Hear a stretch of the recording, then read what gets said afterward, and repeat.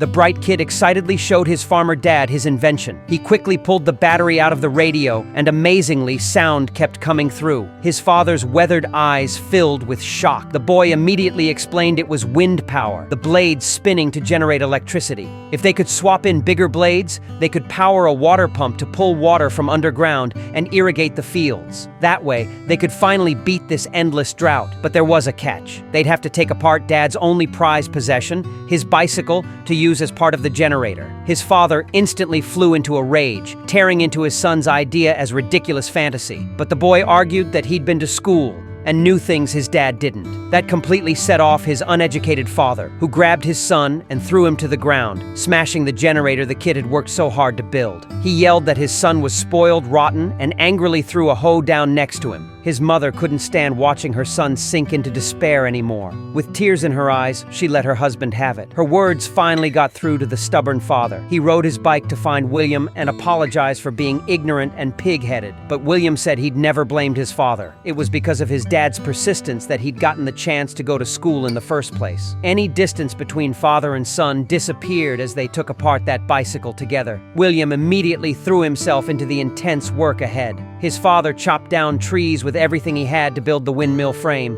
When word got around the village, people came running to help. Together, they hoisted up the heavy frame and secured every crossbeam, then lowered the pipes into the dried-up well. With everyone watching, the windmill reached its final stage of construction. William carefully connected every wire, then slowly unwound the wire holding the blades in place. Sure enough, the windmill started turning with the wind. As the generator spun and created electricity, the current traveled through the wires to the pump. People started digging ditches and channels, waiting for the water to come. Then a sound full of hope interrupted their work. His father pulled William into his arms, overcome with emotion. This life-giving water didn't just flow into the parched earth, it awakened hope in people who'd given up. His father's weathered eyes were full of pride for William. Crops breaking through soil that had once been barren and bone dry brought not just hope for survival, but the promise of a coming harvest.